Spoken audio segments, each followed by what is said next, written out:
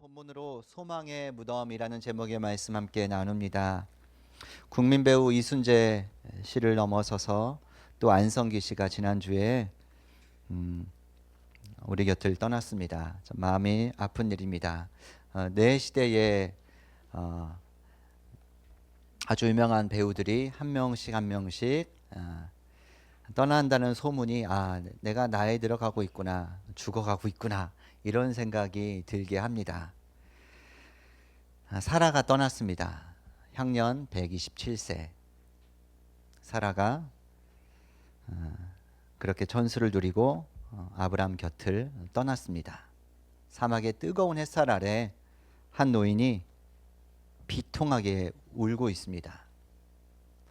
그의 앞에는 싸늘하게 식어버린 아내의 시신이 놓여 있습니다. 근 100년을 함께 걸어온 동반자 사라가 떠났습니다.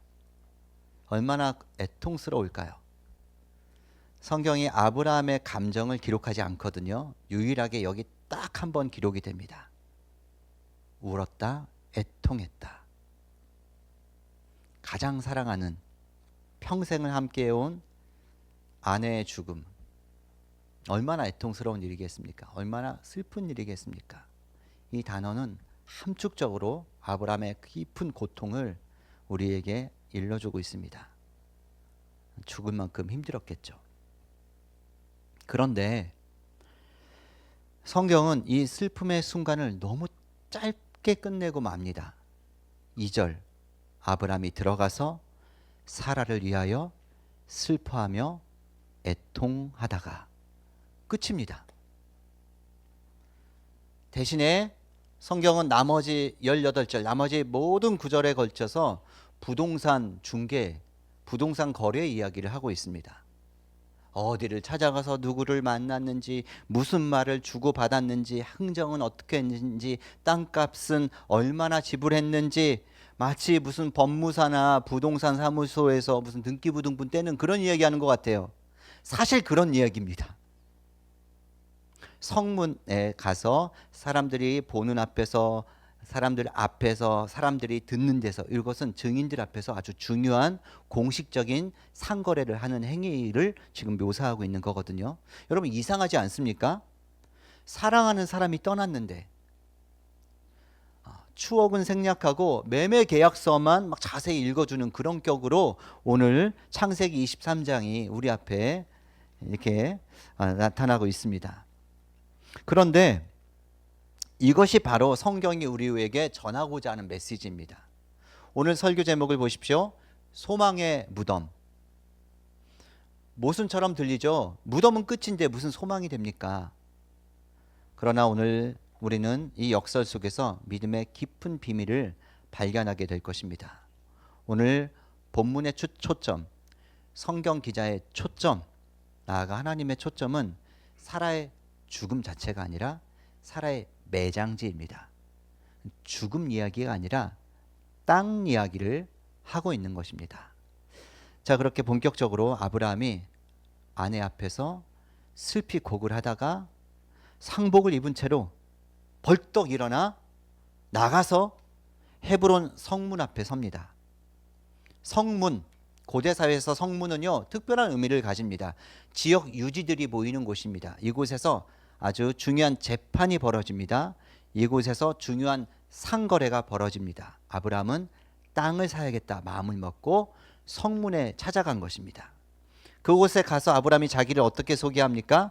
4절에 나는 당신들 중에 나그네요 거류하는 자이니. 나그네, 거류자.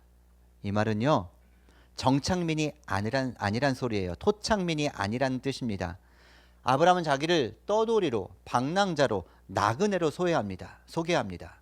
사회적으로 사회 피라미드 구조에서 맨 밑바닥층에 있는 사람들 대표적으로 성경에 어떻게 표현하냐면요, 과부와 고아와 나그네라고 하잖아요. 그 나그네라는 단어를 쓰는 거예요. 이방인이에요. 나는 객입니다. 당신들 중에. 맞습니다. 아브라함은 그 땅의 토박이가 아니잖아요. 몇십 년 전 낯선 곳으로 들어온 이방인이에요. 억양도 달라요. 섬기는 신도 다릅니다. 아브라함은 가나안 땅에 들어온 지 제가 계산해 봤더니 62년이에요. 62년이 되었어요.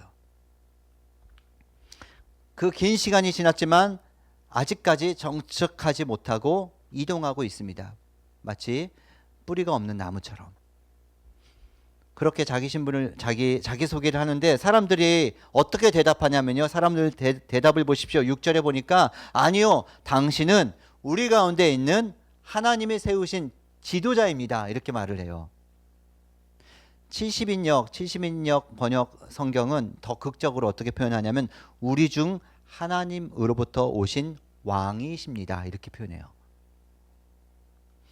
그러니까 아브라함이 나그네였지만 존경받는 사람이었습니다. 대단히 그 지역 사회에서 인정받는 이방인이었습니다. 저는 이 짧은 부분에서 이게 우리 세상 속을 살아가는 그리스도인의 정체성이다 하는 생각이 듭니다. 그리스도인은 세상 속에 깊이 소속되어 살아가지만 세상에 완전히 매몰되거나 세상에 완전히 동화된 정착민이 아닙니다. 우리는 순례자입니다. 우리는 나그네입니다. 우리는 거류민입니다. 임시 체류자입니다. 그렇게 우리는 세상에 물들어서는 안 되고 세상의 방식과 다르게 살도록 부름받았습니다. 이게 매우 중요한 하나님 나라 백성의 특징이에요. 거룩이라는 단어, 성도라는 단어가 다 그런 뜻이에요. 세상에 소속되어 있지만 세상에 물들지 않고 세상과 다른 방식으로 전혀 다른 방식의 삶, 다른 박자, 다른 리듬, 다른 문법, 다른 법칙을 가지고 다른 마음의 동기를 가지고 다른 마음의 목적을 가지고 사는 사람이 그리스도인입니다. 우리는 세상 속의 나그네입니다. 여러분, 우리가 세상과 똑같아질 때 세상이 우리를 무시해요. 교회가 똑같네. 돈 밝히고 똑같네 배타적이고 똑같네 이기적이고.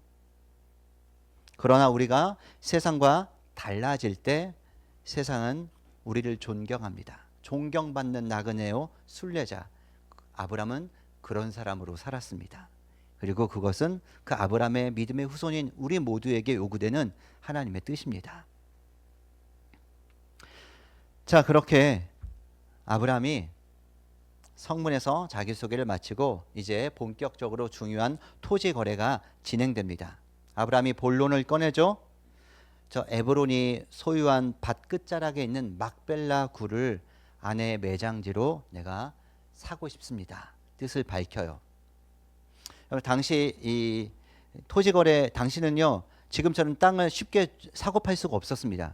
땅 거의 팔지 않아요. 땅은 물려주는 겁니다. 땅을 팔더라도 가까운 친지에게 파는 겁니다. 이방인에게는 땅 안 팝니다. 외국인에게는 땅 팔지 않습니다.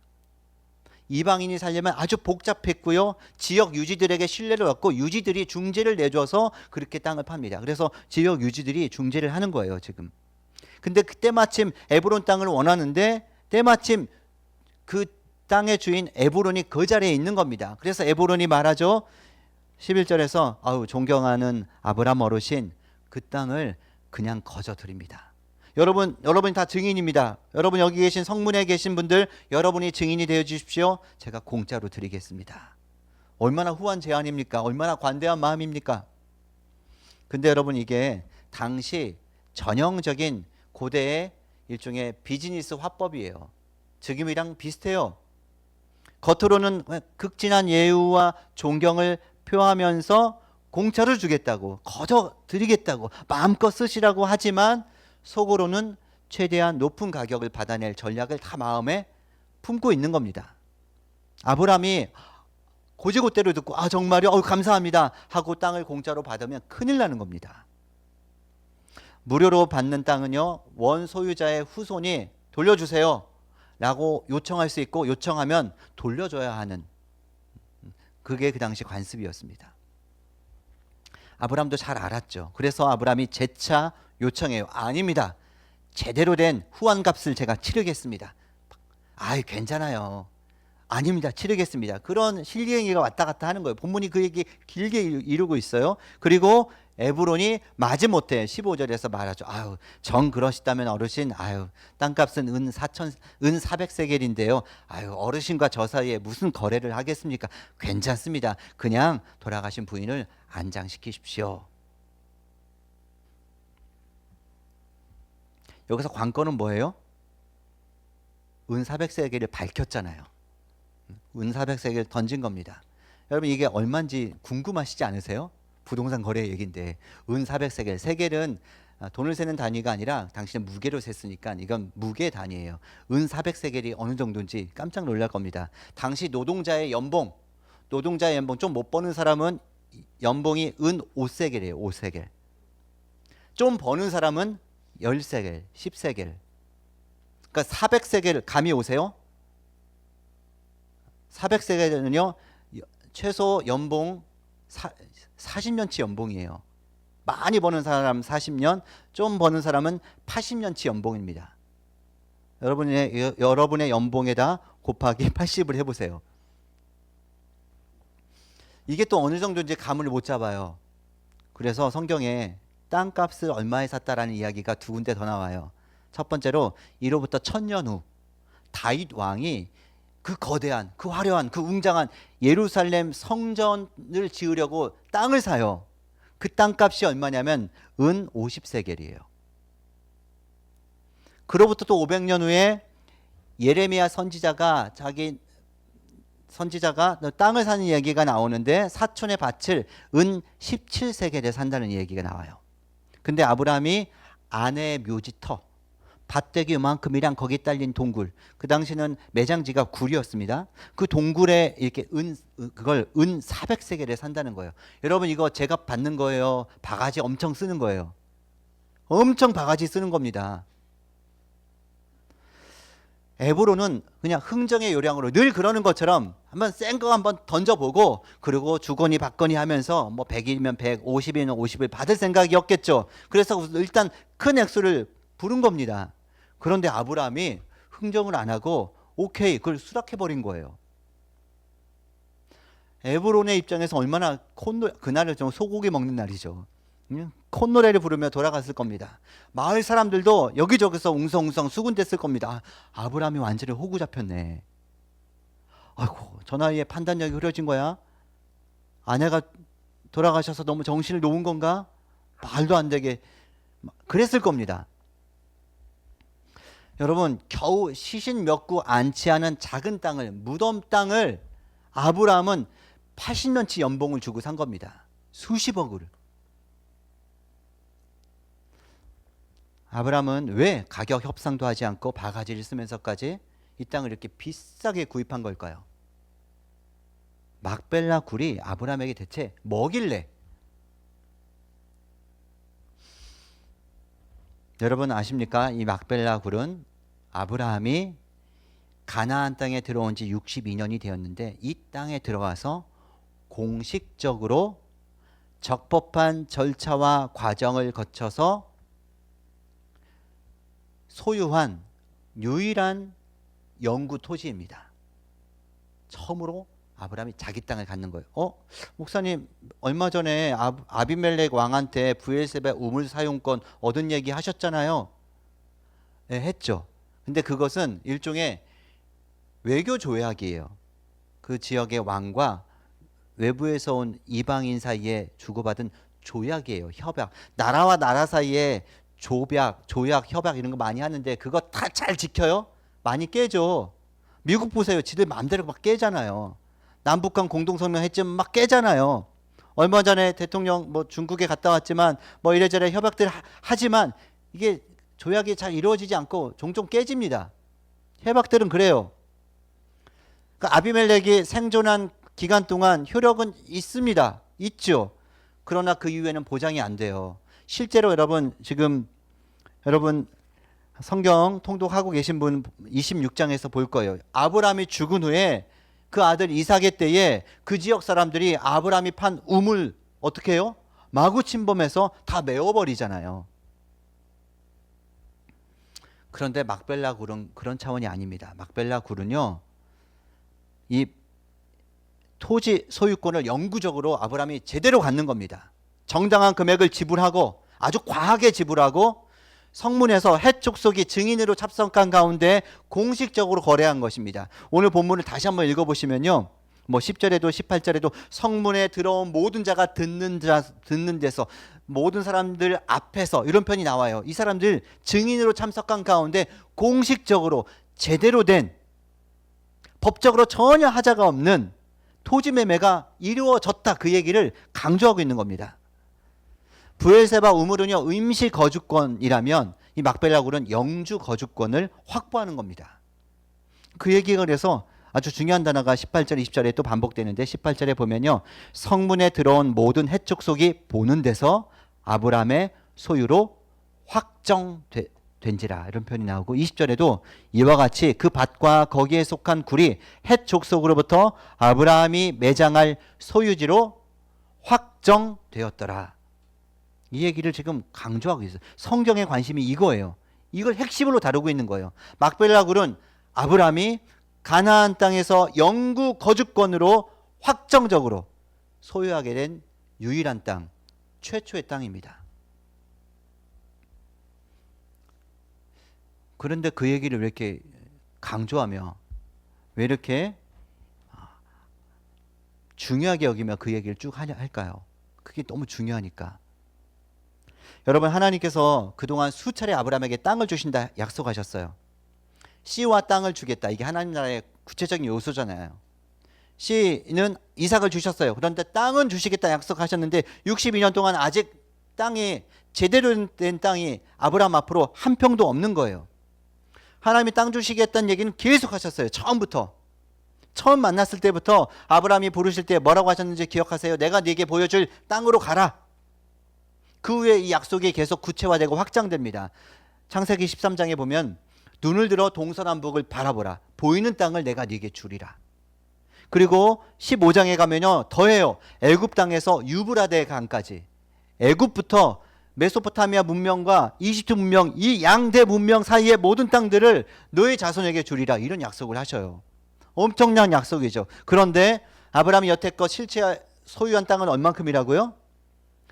털끝만큼도 한 평도 없습니다. 62년을 가나안에서 살았지만 한 평도 자기 이름으로 된 땅이, 확정된 땅이 없는 겁니다. 부자였죠. 그런데 무슨 카푸어 같은 거예요. 부자였는데 장기 임대로 살아왔던 거예요. 약속은 크고 웅장했지만 현실은 정말 초라하고 보잘것없는 거죠. 그런데 지금 사라가 죽었습니다. 그때 아브라함은, 사라는 영구적으로 묻히잖아요. 영구적인 땅이 필요한 거예요. 그래서 80년치 연봉을 지급하고 밭 하나와 거기 딸린 동굴을 사는 겁니다. 이게 무슨 의미일까요? 성경이 왜 이 이야기를, 이게 그렇게 중요하다고 자세하게 그걸 법적으로 하자 없이 그 땅을 확정해 놓으라고 이렇게 자세하게 구체적으로 기록한 걸까요? 그게 그렇게 중요하니까.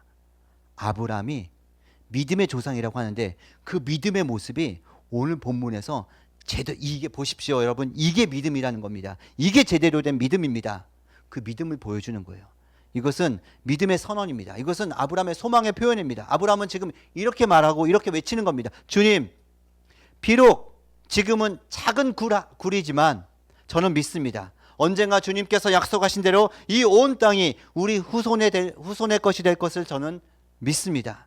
이 막벨라 굴은 그 거대한 약속의 계약금입니다. 이것은 장차 이루어질 하나님 나라의 첫 조각입니다.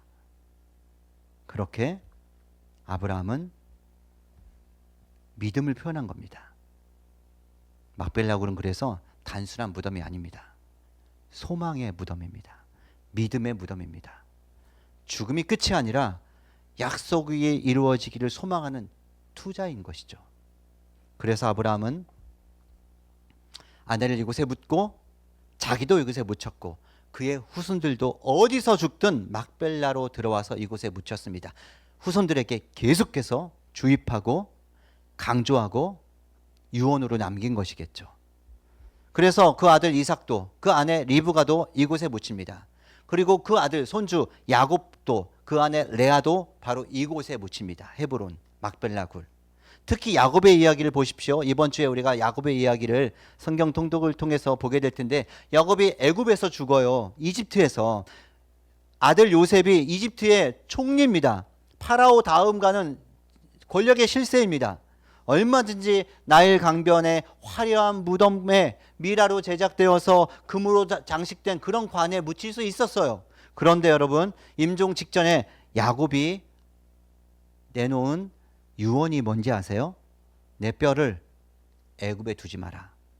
나를 꼭 막벨라 굴 선조들의 땅, 할아버지가 구입한 그 땅에 묻어다오. 이게 유언이에요. 그래서 장례 행렬이 애굽에서 가나안까지 근 1000km를 수백 킬로를 행진합니다. 미라가 된 야곱의 시신을 메고 사막을 건너서 이 작은 동굴까지 그 제국에서 이렇게 이동해 오는 거예요. 왜요? 왜? 아브라함과 그 후손들은 동일한 신앙 고백을 하는 겁니다. 우리의 소속은 막벨라, 헤브론, 가나안입니다. 이것은 주님이 약속하신 땅입니다. 우리가 믿음으로 구입한 땅입니다. 우리 땅입니다. 영구적으로 우리가 거주할 곳입니다. 그 믿음을 이렇게 표현한 것입니다. 여러분, 그래서 이해되십니까? 성경이 왜 애도 장면을 간략하게 처리하고 부동산 거래 이야기를 이렇게 자세하게 기록하는지. 성경은 지금 슬픔이 아니라 소망을 말하고 있는 것입니다. 죽음이 아니라 믿음에 대해서 이야기해 주고 있는 것입니다. 오늘 본문에서 우리는 진짜 믿음이 무엇인지, 믿음의 조상 아브라함의 믿음이 빛나는 장면 중에 하나가 오늘 본문입니다. 진짜 믿음이 무엇인가? 믿음이란 무엇인가? 믿음의 본질에 대해서 오늘 본문이 우리에게 가르쳐 주는데, 믿음의 본질이 무엇이냐? 첫째, 믿음은 이 눈에 보이는 현실이 아니라 보이지 않는 약속에 투자하는 것입니다. 믿음이 뭐라고요? 눈앞에 보이는 현실이 아니라 보이지 않는 약속, 보이지 않는 말씀에 투자하는 것. 사람들 분명 수군댔을 겁니다. 아브라함이 80년치 연봉을 그깟 동굴 하나와 밭되기 하나에 쏟아 부었대. 정신 나갔지. 바보지. 그렇습니다. 그게 특징이에요. 눈에 보이는 것을 보며 살아가는 세상 사람들이 보기에 그리스도인이, 눈에 보이지 않는 것을 보며 살아가는 그리스도인이 이상해야 합니다. 바보 소리 들어야 되는 것이죠. 세상 사람들이 합리적인 시선으로, 상식적인 시선으로 볼 때 우리의 삶이 다 이해가 된다. 그러면 그 사람은 믿음으로 사는 거 아닙니다. 미안하지만 하나님 모르는 사람들이, 눈에 보이는 것으로 사는 사람들이 다 이해가 되고 설득이 되고 납득이 되는 삶을 산다? 그건 뭔가 이상하게 사는 거예요. 우리가. 아브라함 바보 소리 들었습니다. 정신 나간 소리를 들었습니다. 아브라함은 왜냐하면 다른 것을 보았기 때문입니다. 그들이 보지 못하는 것. 400년 후를 보았습니다. 출애굽을 보았습니다. 가나안 땅을 정복하는 것을 보았습니다. 다윗 왕국을 보았습니다. 하나님 나라를 내다본 것입니다. 아브라함은 80년치 연봉으로 동굴 하나를 산 것이 아니라 아브라함은 온 가나안 땅을 산 것입니다. 온 가나안 땅을 사는 계약금을 건 것입니다. 그리고 실제 그런 일이 벌어졌잖아요. 하나님 나라 전체를 산 겁니다. 여러분, 이게 믿음의 눈입니다. 이게 믿음의 사람들이 보아야 할, 갖춰야 할 하나님 나라의 시선입니다. 또 두 번째로, 믿음은 입술이 아니라 행위로 드러납니다. 입으로는 어떤 말이든 하죠. 우리나라에서 최고로 손꼽히는 설교 잘하는 어떤 목사가 지금 난리예요. 강남에 있는 모교회에서 아직도 80세가 다 되었고 은퇴한 지 10년 가까이 되었는데 그 교회에서 격주로 설교하면서 장로들한테 야자하면서 자기 아들이 그 교회에서 10년째 있는 그 아들한테 교회 좀 해달라고 40억, 100억을 달라고. 여하튼 그 이야기가 목회자들한테는 존경받는 분이었는데 목회자들이 그 실망감과 분노들을 지금 SNS에 엄청나게 터뜨리고 있습니다. 정말 훌륭한 설교로 많은 사람들에게 도전을 주고 은혜를 끼쳤던 분이 몸으로, 행위로, 손으로, 발로 표현하는 것은 전혀 자신의 가르침과 다른 방향을 향하고 있습니다. 그의 진짜 믿음이 뭡니까?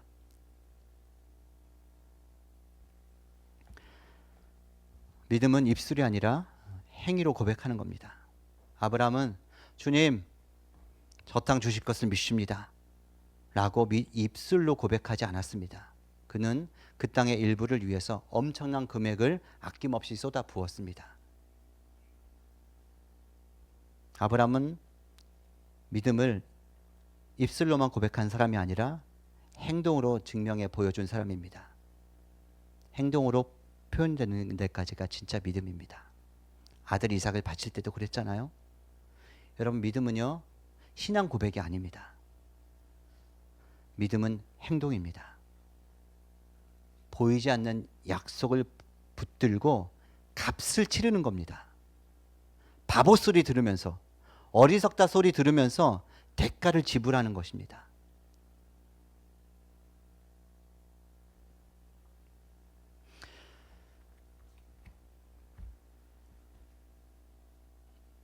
하나님께서 저와 여러분에게 오늘 말씀을 통하여 너가 정말 나를 믿는다고 수십 년째 믿음을 고백해 왔는데 네가 세상 사람들이 보기에 납득되지 않고 상식적으로 통용되지 않는 그런 믿음의 행위를 나에게 하고 있느냐? 우리가 그 질문에 정직하게 자기를 돌아보고 대답할 수 있어야 합니다.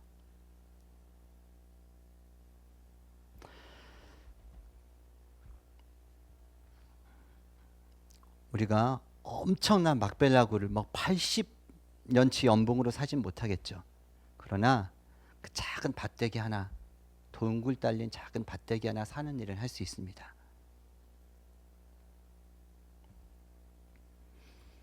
눈에 보이지 않는 것을 보는 능력, 그리고 그것을 위해 기꺼이 무언가를 지불하는 것, 나의 시간을, 나의 재정을, 나의 에너지를 지불하는 것, 그게 믿음의 사람의 아주 중요한 특징입니다.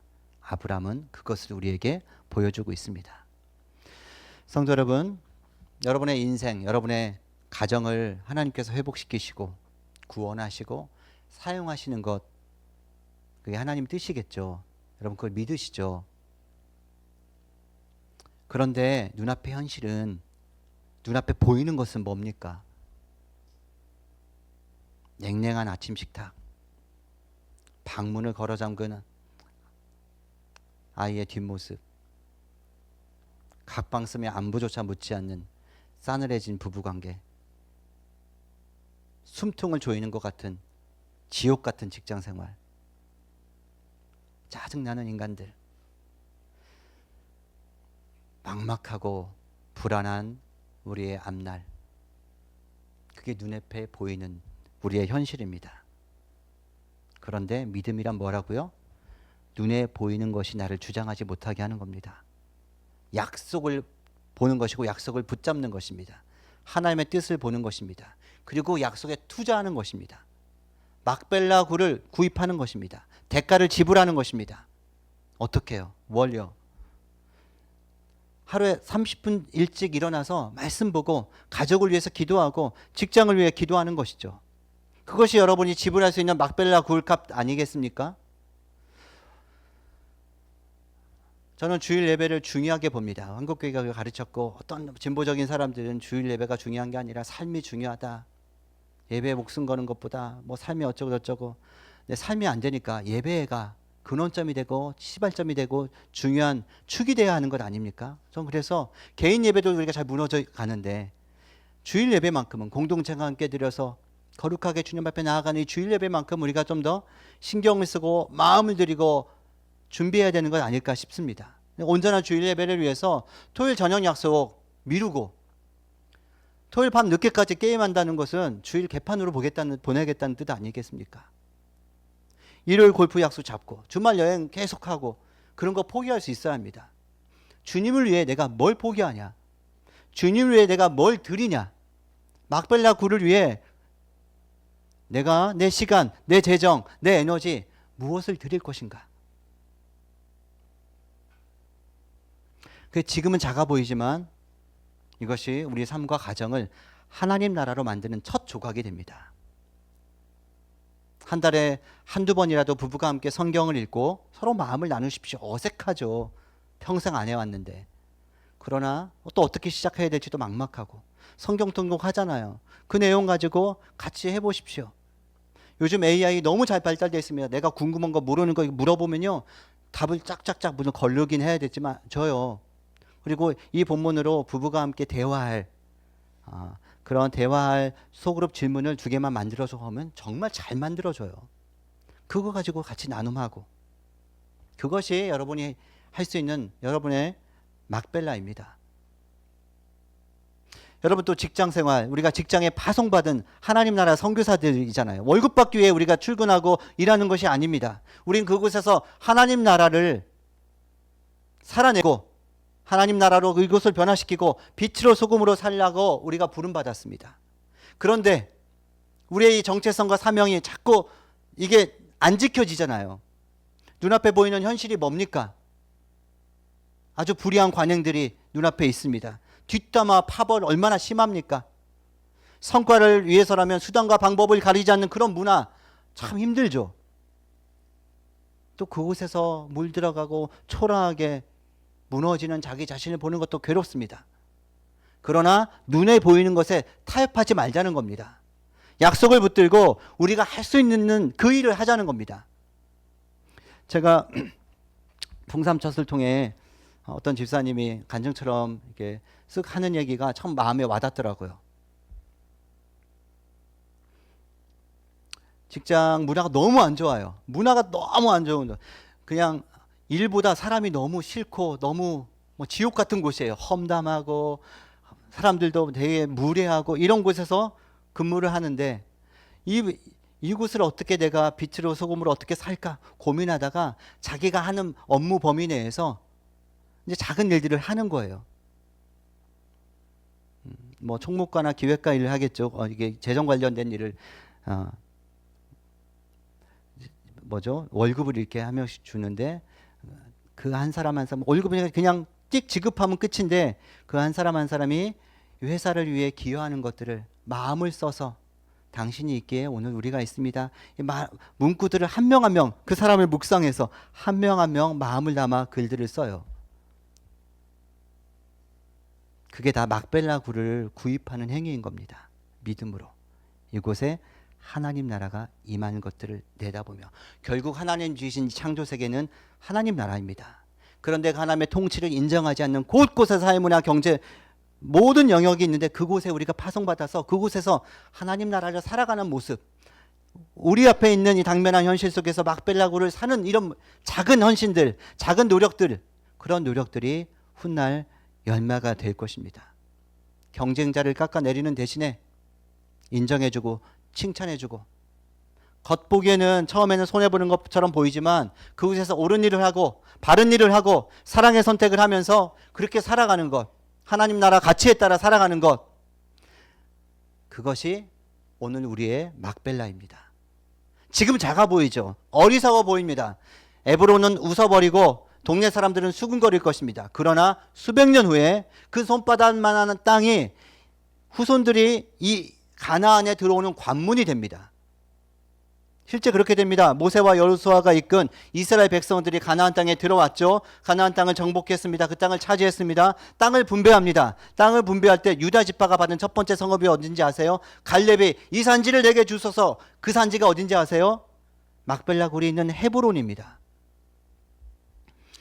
그리고 아브라함이 이 400세겔을 주고 산 그 손바닥만한 땅이 정말로 가나안 땅의 관문이 되었습니다. 무덤이 소망이 된 거예요. 죽음이 생명이 된 겁니다.